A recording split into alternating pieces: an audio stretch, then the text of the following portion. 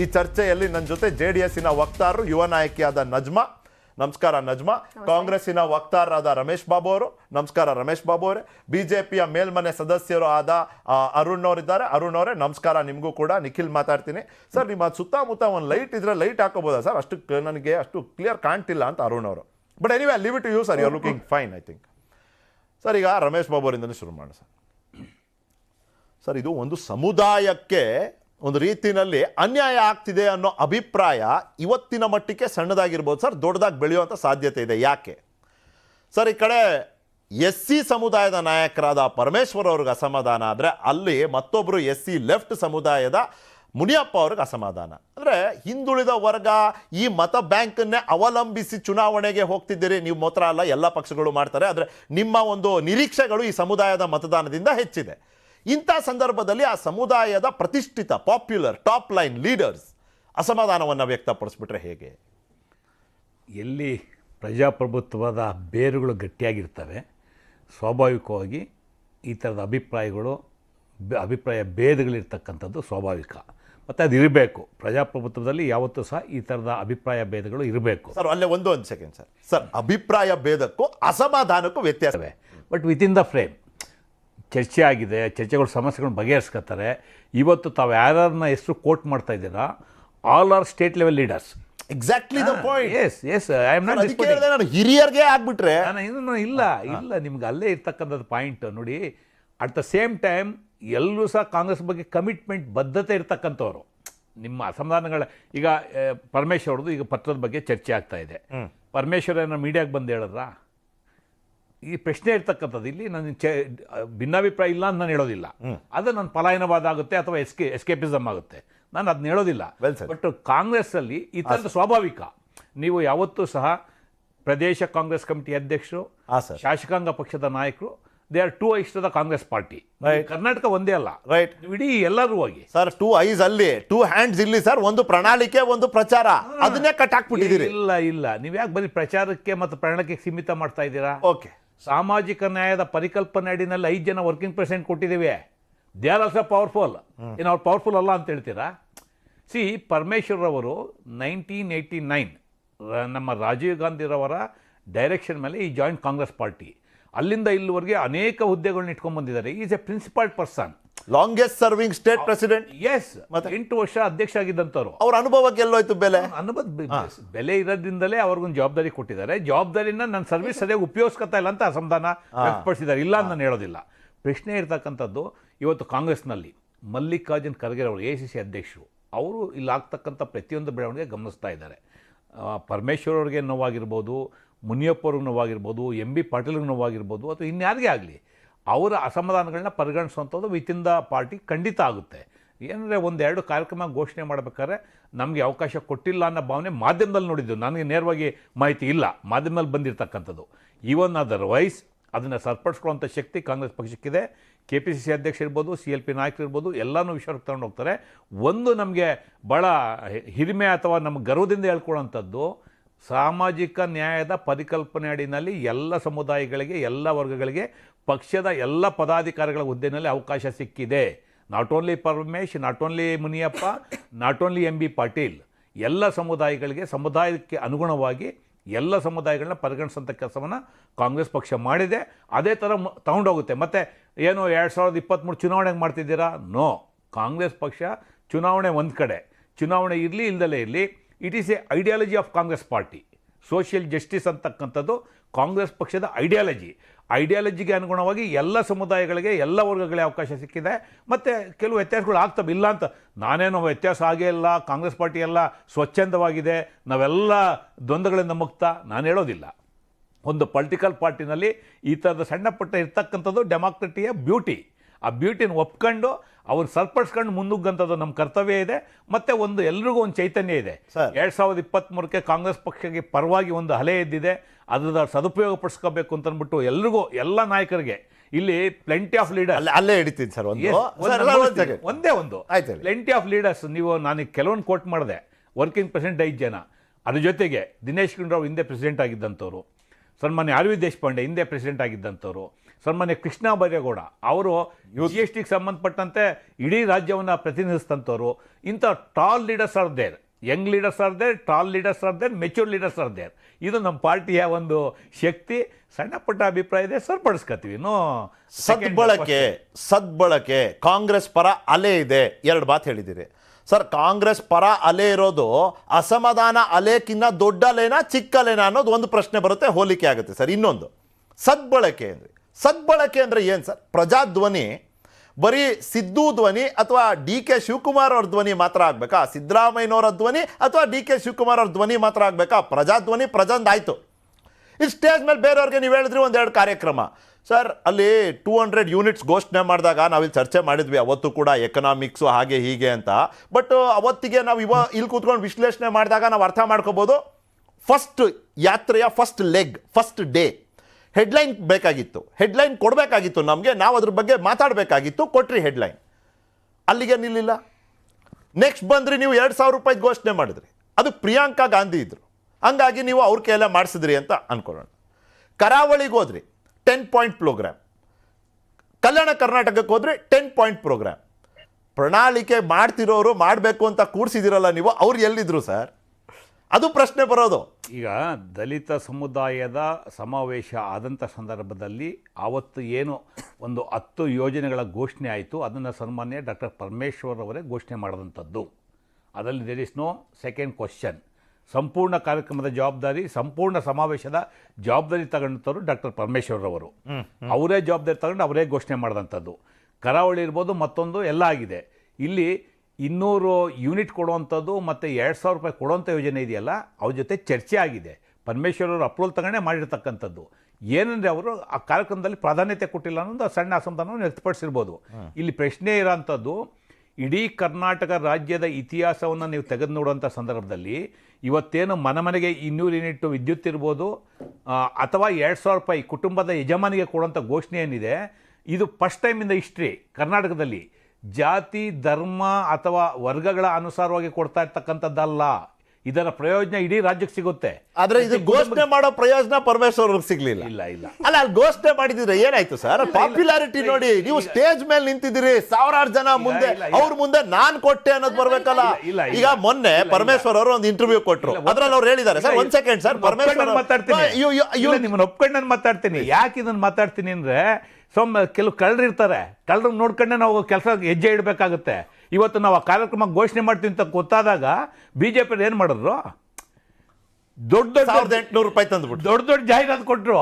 ಏನಂದ್ರೆ ನಮ್ಮನ್ನ ಟ್ರಾಪ್ ಮಾಡೋಂಥದ್ದು, ನಮ್ಮ ಯೋಜನೆ ಕದಿಯಂಥದಕ್ಕೆ ಅವ್ರು ಮುಂದಾದ್ರು. ಈ ಕಾರಣಕ್ಕೋಸ್ಕರ ಕೆಲವನ್ನ ಕಾನ್ಫಿಡೆನ್ಷಿಯಲ್ ಆಗಿ ಇಟ್ಕೊಂಡು ಪ್ರಿಯಾಂಕಾ ಗಾಂಧಿ ಅವ್ರ ಜೊತೆ ಚರ್ಚೆ ಮಾಡಿ ಮಾಡಿದಂಥದ್ದು. ಸರ್, ಪ್ರಣಾಳಿಕೆ ಸಮಿತಿಯ ಮುಖ್ಯಸ್ಥರಿಂದ ಕಾನ್ಫಿಡೆನ್ಷಿಯಲ್ ಇಟ್ಬಿಟ್ರೆ ನೀವು ಅವ್ರ ಬಗ್ಗೆನೇ ವಿಶ್ವಾಸ ತೋರ್ಲಿಲ್ಲ. ಇಲ್ಲ, ನಾನು ಪರಮೇಶ್ವರ್ನ ವಿಶ್ವಾಸಕ್ಕೆ ತಗೊಂಡಿಲ್ಲ ಅಂತ ಹೇಳ್ತಾ ಇಲ್ಲ. ನಾನು ಹೇಳ್ತಾ ಇರ್ತಕ್ಕಂಥದ್ದು, ಪರಮೇಶ್ವರ್ ಜೊತೆನೂ ಚರ್ಚೆ ಆಗಿದೆ. ಅದು ಸಡನ್ ಆಗಿ ಡಿಸಿಷನ್ ಮೇಡಮ್ ಅವ್ರ ಕೈಲೇ ಮಾಡಿಸ್ಬೇಕು ಪ್ರಿಯಾಂಕಾ ಗಾಂಧಿ ಜೊತೆ, ಅವ್ರ ಕನ್ಸೆಂಟ್ ಕೊಟ್ಟ ಮೇಲೆ ಮಾಡಿದ್ದು. ಇನ್ನು ಕೆಲವು ವಿಚಾರ ಅಸಮಾಧಾನ ವ್ಯಕ್ತಪಡಿಸಿದ್ದಾರೆ, ನಾನು ಇಲ್ಲ ಅಂತ ಹೇಳಲ್ಲ. ನಾನೇನು ಇಲ್ಲಿ ಕೂತ್ಕೊಂಡು ಬೇರೆ ಪಕ್ಷದ ಪಲಾಯನ ಮಾಡೋಕ್ಕೆ ತಯಾರಿಲ್ಲ. ನಾನು ಹೇಳ್ತಾ ಇರ್ತಕ್ಕಂಥದ್ದು, ಪರಮೇಶ್ವರವ್ರನ್ನ ಸಂಪೂರ್ಣವಾಗಿ ವಿಶ್ವಾಸಕ್ಕೆ ತಗೊಂಡಿಲ್ಲ ಅನ್ನೋದು ಇವತ್ತು ಮಾಧ್ಯಮದಲ್ಲಿ ವರದಿಯಾಗಿರ್ತಕ್ಕಂಥದ್ದು.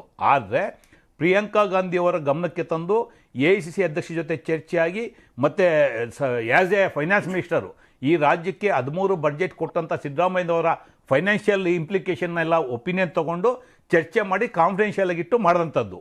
ಪ್ರಿಯಾಂಕಾ ಗಾಂಧಿಯವ್ರಿಗೆ ಬರೋರ್ಗೂ ನಮಗೂ ಗೊತ್ತಿಲ್ಲ ಅದು. ಅಂದರೆ ಒಂದು ಯೋಜನೆ ಮಾಡೋದು ಹೊರಟಾಗ ಸರ್ಕಾರಗಳು ಅದನ್ನು ಆದಿ ತಪ್ಪಿಸ್ಬೋದು ಅಂತೇಳಿ ಮಾಡಿದಂಥ ಕಾರ್ಯಕ್ರಮ. ಸೊ ಅಲ್ಲಿ ದೇರ್ ಇಸ್ ಎ ಕಮಿಟ್ಮೆಂಟ್. ಅದರ ಬಗ್ಗೆ ಪರಮೇಶ್ವರ್ ಅವ್ರಿಗೆ ಅಸಮಾಧಾನ ಇಲ್ಲ, ಅವರೇ ಇವತ್ತು ಸ್ಪಷ್ಟಪಡಿಸಿದ್ದಾರೆ. ಅದು ಕೆಲವು ಸಣ್ಣ ಪುಟ್ಟ ಅಭಿಪ್ರಾಯ ಇದೆ, ಸರಿಪಡಿಸ್ಕೊತೀವಿ. ನಾನು ಇಲ್ಲ ಅಂತ ನಾನು ಹೇಳೋದಿಲ್ಲ, ನಾನು ಪಲಾಯನವಾದ ಮಾಡೋಕ್ಕೆ ತಯಾರಿಲ್ಲ, ಬೇರೆ ಪಕ್ಷಗಳು ನನಗೆ ಬೇಕಿಲ್ಲ. ನಾನು ನೇರವಾಗಿ ಒಪ್ಕೋತಾ ಇದ್ದೀನಿ, ಸಣ್ಣ ಪುಟ್ಟ ವ್ಯತ್ಯಾಸ ಇದೆ, ವಿತಿನ್ ದ ಫ್ರೇಮ್ ಸರಿಪಡಿಸ್ಕೋತೀವಿ. But at the same time Congress party in the history of Karnataka ಕೊಟ್ಟಿರ್ತಕ್ಕಂಥ 2 ಯೋಜನೆ, 200 ಯೂನಿಟ್ ಕರೆಂಟು, 2,000 ರೂಪಾಯಿ ಮನೆಯ ಒಡತಿ, ಜಾತಿ, ಧರ್ಮ, ವರ್ಗ ಎಲ್ಲ ಮೀರಿ ಎಲ್ಲ ಕುಟುಂಬಕ್ಕೂ ಸಿಗುತ್ತೆ. ಆಯ್ತು, ಇದನ್ನೇ ಪಾಪ ಅವರು ಹೇಳ್ಬೇಕು ಅಂತ ಅನ್ಕೊಂಡಿದ್ರು, ಅವ್ರಿಗೆ ಅವಕಾಶ ಸಿಗ್ಲಿಲ್ಲ. ನಜ್ಮಾ ಅವರೇ, ಅವ್ರು ಹೇಳಿದ್ರು within the framework of the party ನಾವು ಅದನ್ನ ಸರಿಪಡಿಸ್ಕೋತೀವಿ ಅಂತ. ಆದರೆ ಇಲ್ಲಿ within the framework of the family ಸರಿಪಡಿಸ್ಕೋಬೇಕಾಗಿದೆ. ನೀವು ಇನ್ನೇನು ಪಂಚರತ್ನ ಯಾತ್ರೆ, ಪಾಸಿಟಿವಿಟಿ, ಜನ ಬೆಂಬಲ ಅಂತ ಹೇಳ್ತಿರೋ ಸಂದರ್ಭದಲ್ಲಿ ಬಿತ್ತಪ್ಪ ಒಂದು ಬಿರ್ಕು, ಆ ಬಿರ್ಕನ್ನ ಸರಿಪಡಿಸ್ಕೊಳ್ಳೋ ಅಂತ ಹಂತ ಬಂದಿದೆ ಅಂತ ನೀವು ಹೇಳ್ತಿದ್ದೀರಿ. ಆ ಅಡ್ವಾಂಟೇಜ್ ನೀವು ತೊಗೊಳಕ್ ಆಗ್ತಿಲ್ಲ because you have your own problems. ನೀವು ಅದನ್ನ ಸಾಲ್ವ್ ಮಾಡ್ಕೋಬೇಕು. ಅದು ಆಲ್ಮೋಸ್ಟ್ ಸಾಲ್ವ್ ಆಗಿದೆ, ಆಗೋಗಿದೆ. ಬಗೆಹರಿಯುತ್ತೆ. ಇವತ್ತು ನಾಳೆನಲ್ಲಿ ಅದಕ್ಕೊಂದು ಮುಕ್ತಾಯ ಗೀತೆ ಕೂಡ ಹಾಡ್ತೀವಿ. ಇದು ನಮ್ಮ ಪಕ್ಷದ ಒಂದು 3-4 ದಿನದ ಕಥೆ. ನೀವು ಡಿ ಕೆ ಶಿವಕುಮಾರ್ ಮತ್ತೆ ಸಿದ್ದರಾಮಯ್ಯ ಅವ್ರು ಫಸ್ಟ್ ಅವ್ರದ್ದೇ ಹೇಳ್ಬಿಡೋಣ. ಅವರಿಬ್ರು ಏನದು ಯಾತ್ರೆ ಮಾಡ್ತಾ ಇದ್ದಾರೆ, ಪ್ರಜಾಧ್ವನಿ ಯಾತ್ರೆ ಮಾಡ್ತಾ ಇದ್ದಾರೆ. 2 ಬಸ್ಸಲ್ಲಿ 2 ದಿಕ್ಕಲ್ಲಿ ಇಬ್ರು ಹೋಗ್ತಿದ್ದಾರೆ. ಅಲ್ಲ, ಒಂದು ಬಸ್ ಆಯ್ತಲ್ಲ. ಅಲ್ಲ, ನಾನು ಅದಕ್ಕೆ ಕೇಳಿದೆ ನಜ್ಮಾ, ಅವ್ರಿಬ್ರು ಒಟ್ಟಿಗೆ ಇದ್ದಾಗ ಎಲ್ರು ಒಟ್ಟಿಗೆ ಇದ್ರು. ಈಗ ಅವರಿಬ್ರು ಬೇರೆ ಬೇರೆ ದಿಕ್ಕಲ್ಲಿ ಹೋದ್ರು. ಚೆನ್ನಾಗಿ ಒಪ್ಕೊಂಡ್ಬಿಟ್ರು ರಮೇಶ್ ಬಾಬು ಸರ್. ಒಂದು ದಲಿತರ ಸಮಾವೇಶದಲ್ಲಿ ಪರಮೇಶ್ವರ್ ಅವ್ರ ಹತ್ರ ಎಲ್ಲಾನು ಅನೌನ್ಸ್ ಮಾಡಿದ್ದಾರೆ. ದಲಿತರು ಬರೀ ದಲಿತರ ಕಾರ್ಯಕ್ರಮಕ್ಕೆ ಮಾತ್ರ ಮೀಸಲು, ನೀವು ಮ್ಯಾನಿಫೆಸ್ಟೋ ಕಮಿಟಿ ಅಧ್ಯಕ್ಷರನ್ನಾಗಿ ನಾವು ಸುಮ್ಮನೆ ಮಾಡಿರೋದು. ಎರಡನೇದಾಗಿ ಇನ್ನೊಂದನ್ನು ಹೇಳಿದ್ರು ಅವರು, ವಿಶ್ವಾಸಕ್ಕೆ ನಾವು ತಗೊಳ್ದೆ ಡೈರೆಕ್ಟ್ ಆಗಿ ನಾವು ಮೇಡಮ್ ಹತ್ರ ಮಾಡಿಸ್ಬಿಟ್ವಿ, ಘೋಷಣೆ ಮಾಡಿಸ್ಬಿಟ್ವಿ ಅಂತ. ಅಲ್ಲ, ಮ್ಯಾನಿಫೆಸ್ಟೋ ಕಮಿಟಿ ಅಧ್ಯಕ್ಷರಿಗೆ ಗೊತ್ತಿಲ್ಲದೆ ನೀವು ಅದ್ ಹೆಂಗ್ ಅವ್ರ ಕೈಲಿ ಅನೌನ್ಸ್ ಮಾಡ್ಸಕ್ ಸಾಧ್ಯ? ಮೂರನೇದಾಗಿ ಮಂಗಳೂರಿನ ಕಾರ್ಯಕ್ರಮದಲ್ಲಿ ಯಾರು ಘೋಷಣೆ ಮಾಡಿದ್ದು? ಹರಿಪ್ರಸಾದ್ ಅವ್ರು, ಬಿ ಕೆ ಹರಿಪ್ರಸಾದ್ ಅವ್ರು ಘೋಷಣೆ ಮಾಡಿದ್ದು. ಬಿ ಕೆ ಹರಿಪ್ರಸಾದ್ ಅವರು ಅಲ್ಲಿ ಘೋಷಣೆ ಮಾಡಿದ್ಮೇಲೆನೆ 10 ದಿನದ ಹಿಂದೆ ಮಂಗಳೂರಲ್ಲಿ ಜಿ ಪರಮೇಶ್ವರ್ ಅವರು ಒಂದು ಲೆಟರ್ ಅನ್ನ ಕೊಟ್ಟಿರೋದು ಕೆಪಿಸಿಸಿಗೆ. ಮುಕ್ತವಾಗಿ ನಿಮ್ಮ ಮಾಧ್ಯಮಗಳಲ್ಲಿ ತೋರಿಸ್ತಾ ಇದ್ರು, ನನಗೆ ಯಾವುದೇ ಪರಿಗಣನೆಗೆ ತಗೊಂಡಿಲ್ಲ, ನನ್ನ ಬರೀ ನಾಮಕವಾಸ್ತೆ ಮಾಡಿದ್ದಾರೆ ಅಂತ ಹೇಳಿ ಪರಮೇಶ್ವರ್ ಅವರೇ ಹೇಳ್ತಾ ಇದ್ದಾರೆ. ಮತ್ತೆ ಸರ್ ಕೂಡ ಪಾಪ ಒಪ್ಕೊಂಡಿದ್ದಾರೆ, ದಲಿತರು ಬರೀ ದಲಿತರಿಗೆ ಮಾತ್ರ ಮೀಸಲು, ಸಾಬ್ರು ಬರೀ ಸಾಬ್ರ ಕಾರ್ಯಕ್ರಮಕ್ಕೆ ಮಾತ್ರ ಮೀಸಲು, ನಿಮ್ಮನ್ನ ನಾವು ಜನರಲ್ ಕಾರ್ಯಕ್ರಮಕ್ಕೆ ತಗೊಂಡು ಹೋಗಲ್ಲ, ಪ್ರಾಮುಖ್ಯತೆ ಕೊಡಲ್ಲ, ನಿಮಗೆ ಪೋಸ್ಟ್ ಬರೀ ಹೆಸರಿಗೆ ಮಾತ್ರ ಅನ್ನೋದನ್ನ ಸರ್ ಒಪ್ಕೊಂಡ್ಬಿಟ್ರು. ಹಾಗಾಗಿ ಅದ್ರ ಬಗ್ಗೆ ಚರ್ಚೆ ಬೇಡ. ಈಗ ಜಿ ಪರಮೇಶ್ವರ್ ಅವರನ್ನ 8 ವರ್ಷ ಅವ್ರು ಕೊಟ್ಟಿರೋ ಸರ್ವಿಸ್ ಏನಿದೆ ಅದನ್ನೂ ಪರಿಗಣನೆಗೆ ತಗೊಳ್ದೆ, ಅವ್ರನ್ನ ವಿಶ್ವಾಸಕ್ಕೆ ತಗೊಳ್ದೆ ನಾವು ಬರೀ ತುಂಬಾ ಕಾನ್ಫಿಡೆನ್ಷಿಯಲ್ ಆಗಿ ಮಾಡ್ಕೊತೀವಿ ಅನ್ನೋಂಥ ನಮ್ಮ ವಕ್ತಾರರ ಮಾತೇನಿದೆ. ಇಷ್ಟರಲ್ಲೇ ಗೊತ್ತಾಗುತ್ತೆ ದಲಿತರನ್ನ ಕಾಂಗ್ರೆಸ್ ಪಕ್ಷ ಯಾವ ತರಹ ಹೀನಾಯವಾಗಿ ನಡೆಸ್ಕೊಳ್ತಿದೆ ಅನ್ನೋದು. ಎರಡನೇದಾಗಿ ನಿನ್ನೆ ನಡೆದಿದೆ, ಇವತ್ತು ಕೋಲಾರದಲ್ಲಿ ನಡೆದಿರೋದು, ನಿನ್ನೆ ಬಸವ ಕಲ್ಯಾಣದಲ್ಲಿ ನಡೆದಿರೋದು, KH ಮುನಿಯಪ್ಪ ಅವರ ನಡೆ ಜೊತೆಗೆ ಎಂ ಬಿ ಪಾಟೀಲ್ರು ಎಲ್ಲ ಇವ್ರಗಳ ಜೊತೆ ಕಮಿಟಿನಲ್ಲಿ ತುಂಬಾ ಸ್ಟ್ರಾಂಗ್ ಆಗಿದ್ದವರು. ಅವರೇ ಕ್ಯಾಂಪೇನ್ ಕಮಿಟಿನಲ್ಲಿ ಮತ್ತೆ ಸಿದ್ದರಾಮಯ್ಯ ಅವ್ರಿಗೂ ಆಪ್ತರಾಗಿದ್ದವರು, ಡಿ ಕೆ ಶಿವಕುಮಾರ್ ಅವ್ರ ಜೊತೆ ಕಾಣಿಸ್ಕೊಳ್ತಿರೋರು. ಅವರು ಕೂಡ ಅಸಮಾಧಾನವನ್ನ ವ್ಯಕ್ತಪಡಿಸಿದ್ದಾರೆ. ಇಲ್ಲಿ ಬರೀ ಒಬ್ರದ್ ಸಮಸ್ಯೆ ಅಲ್ಲ, ನಮ್ಮ ಪಕ್ಷದಲ್ಲಿ ಒಂದು ಸಮಸ್ಯೆ ಇದೆ ಅಂತ ನೀವು ಹೇಳಿದ್ರೆ ಅದು ಬಗೆಹರಿಯುವ ಹಂತಕ್ಕೆ ಬಂದಿದೆ, ಬಗೆಹರಿಯುತ್ತೆ. ಅವರು ಹೇಳ್ತಾರಪ್ಪ ಬಗೆಹರಿಸ್ತೀವಿ, ಇನ್ನು 2 ದಿವಸ ಅವ್ರದ್ದು ಬಗೆಹರಿಯುತ್ತೆ, ಬಗೆಹರಿಯುತ್ತೆ. ಪಕ್ಷದಲ್ಲಿ ಇಷ್ಟೆಲ್ಲ ಒಡಕುಗಳಿದೆ. ನೀವು ಟಿಕೆಟ್ ಕೊಡಕ್ಕೆ 2 ಲಕ್ಷ ಇಸ್ಕೊತಿದ್ದೀರಿ ನಿಖಿಲ್. ಕಾಂಗ್ರೆಸ್ನವ್ರು 2 ಲಕ್ಷ ಇಸ್ಕೊಂಡು ಅಲ್ಲಿ ಯಾರನ್ನ ಕೇಳಿ ಮೇಡಮ್ ನಾನು 2 ಲಕ್ಷ ಕೊಟ್ಟಿದ್ದೀನಿ, ನಾನೇ ಕ್ಯಾಂಡಿಡೇಟು ಅಂತ ಹೇಳ್ತಾರೆ. ಇವ್ರು ಸರ್ವೆ ಮಾಡಿಸ್ಕೊಂಡಿದ್ದಾರೆ, 160 ಗೆಲ್ತೀವಿ ಅಂತ ಹೇಳ್ತಿದ್ದಾರೆ. ಇನ್ನು ನೀವು ಕ್ಯಾಂಡಿಡೇಟ್ಗಳೇ ಅನೌನ್ಸ್ ಮಾಡ್ಕೊಂಡಿಲ್ಲ, ಯಾರು ನಿಲ್ತಾರೆ ಅನ್ನೋ ಫೈನಲ್ ಸ್ಟ್ಯಾಟಿಸ್ಟಿಕ್ಸೇ ಇಲ್ಲ, ನೀವು ಸರ್ವೆ ಮಾಡ್ಕೊಂಡು ಹೋಗ್ತಿದ್ದೀರಾ. ಇದು ನಿಮ್ಮ ಒಳಗಡೆ ಇರುವಂಥ ಭಿನ್ನಾಭಿಪ್ರಾಯಗಳು ಜನರ ಮುಂದೆ ಸಾಕಷ್ಟು ಬಾರಿ ಸ್ಫೋಟ ಆಗೋಗಿದೆ.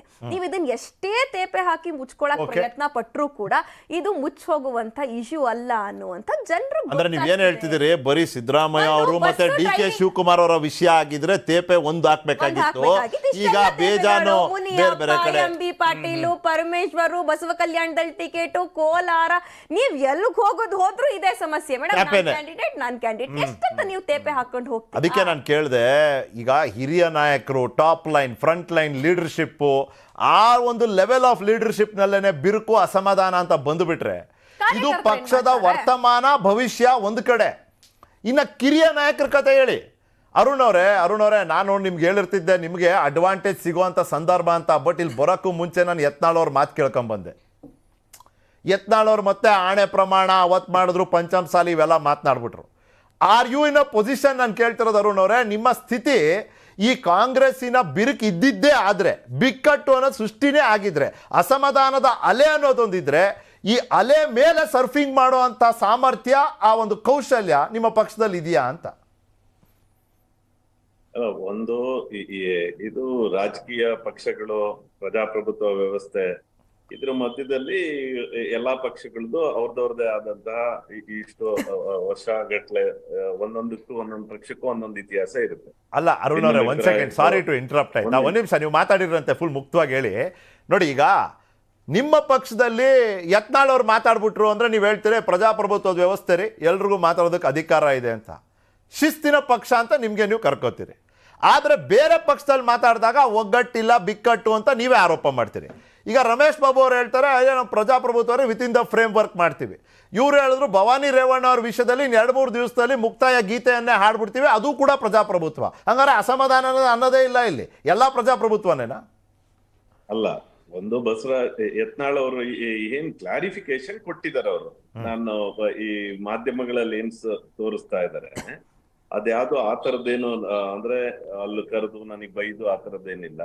ಅವತ್ತು ಇಮಿಡಿಯೇಟ್ ಆಗಿ ಅವ್ರ ಕ್ಲಾರಿಫಿಕೇಶನ್ ಏನ್ ಕೊಟ್ಟಿದ್ದು, ನಾನು ಇನ್ನ ಪಕ್ಷದ ಏನಿದೆ ಅದ್ರ ಯೋಚನೆ ಇದೆ ಅದೇ ರೀತಿ ನಾನು ನಡ್ಕಂತೀನಿ ಅಂತ ಹೇಳಿರೋದು ಬಸವರಾಜ್ ಯತ್ನಾಳ್ ಅವರು.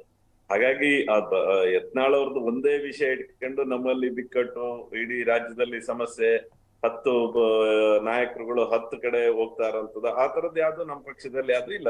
ಯತ್ನಾಳ್ ಅವರು ಏನು ಅವ್ರದ್ದು ಭಿನ್ನಾಭಿಪ್ರಾಯ ಅಥವಾ ಅವರ ಅಸಮಾಧಾನವನ್ನ ಏನ್ ನೋಡ್ಕೊಂತ ಇದ್ದಾರೆ ಅದನ್ನ ಸರಿ ಮಾಡೋ ದೃಷ್ಟಿಯಿಂದ ಕೂಡ ನಿರಂತರವಾಗಿ ಪ್ರಯತ್ನಗಳು ನಡೀತಾ ಇದೆ. ರಾಜ್ಯದ ಯಾವುದೇ ನಾಯಕರುಗಳು ಏನೇ ವಿಷಯಗಳನ್ನ ಹೇಳೋದಾದ್ರೆ 4 ಗೋಡೆ ಮಧ್ಯೆ ಹೇಳ್ಬೇಕು ಅನ್ನೋಂಥದ್ದನ್ನು ಕೂಡ ಹೇಳಿದ್ದಾರೆ.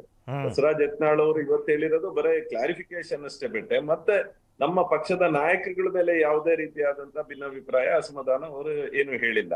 ಹಾಗಾಗಿ ಇವತ್ತು ಚರ್ಚೆ ಆಗ್ತಿರೋಂಥದ್ದು ಕಾಂಗ್ರೆಸ್ನವ್ರದ್ದು, ನಾನು ಆ ಪಕ್ಷದ ಅವರ ನಾಯಕರುಗಳದ್ದು ಬಗ್ಗೆ ನಾನು ಮಾತಾಡುವಂತ ಇದು ಅಲ್ಲ, ನಾವು ಮಾತಾಡುವಂತ ಅವಶ್ಯಕತೆನೂ ಇಲ್ಲ.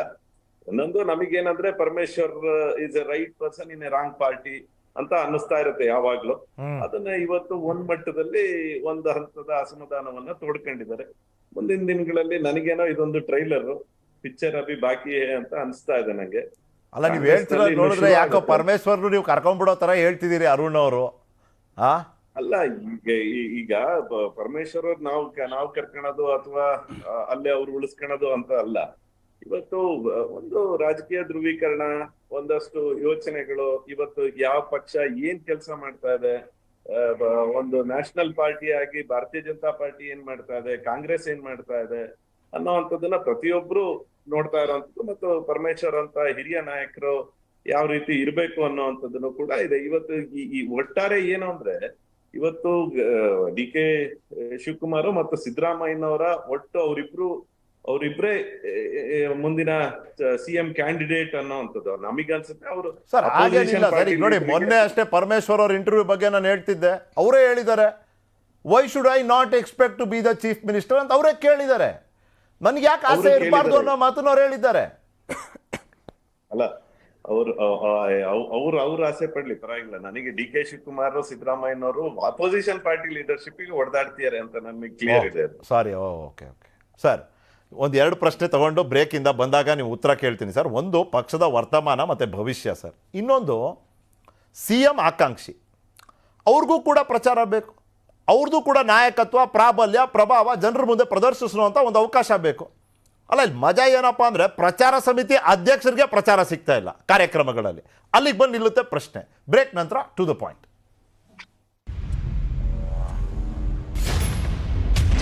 ನನ್ನ ಪ್ರಶ್ನೆಯಿಂದ ತಪ್ಪಿಸ್ಕೊಳ್ಳೋದು ಸುಲಭ ಅಲ್ಲ.